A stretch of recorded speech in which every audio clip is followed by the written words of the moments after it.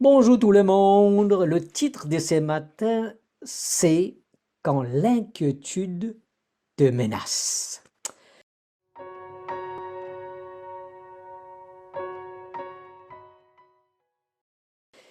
Lyndon Johnson, qui fut président de l'États-Unis, déclara un jour à un auditoire de Stonewall au Texas qu'il se sentait parfaitement bien parce qu'il avait suivi les conseils d'une femme âgée. Voici ses conseils. Quand je marche lentement. Quand je m'assis, je me détends. Et quand je sens la fatigue, je m'en vais me coucher.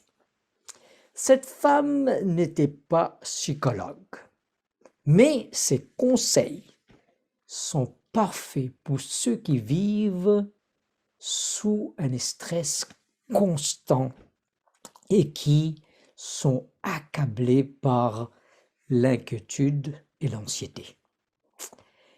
Si c'est ton cas, je te comprends. Parfois, la vie n'est pas facile. Voici quelques conseils qui pourraient t'aider. Ne traversez pas la vie en courant. Prends ton temps, ralentissez pour jouir du paysage. Arrête-toi, sentis le parfum de fleurs qui est autour de toi. Deuxièmement, quand tu t'assis, détends-toi, oublie tes activités, relax, man. Troisièmement, quand tu te sens venir là, les soucis qui vont t'accabler, va te coucher car le sommeil recharge ton énergie. Et demain, tu verras les choses plus claires. Il est écrit dans Ésaïe 26, verset 3, à celui qui est ferme dans ses attentions, tu assures une paix profonde parce qu'il se confie en toi.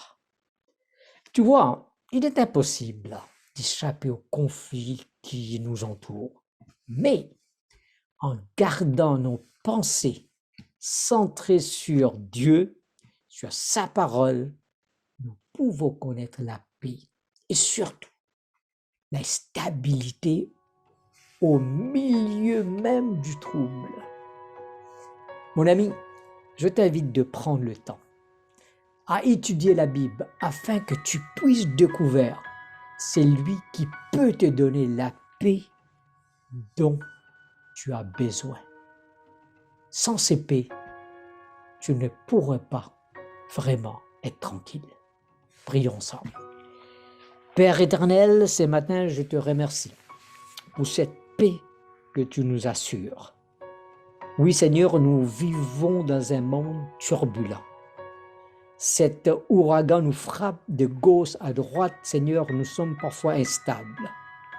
Merci pour cette promesse que tu nous fais ce matin.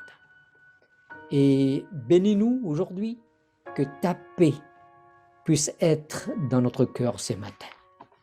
Au nom de Jésus, je te prie. Amen.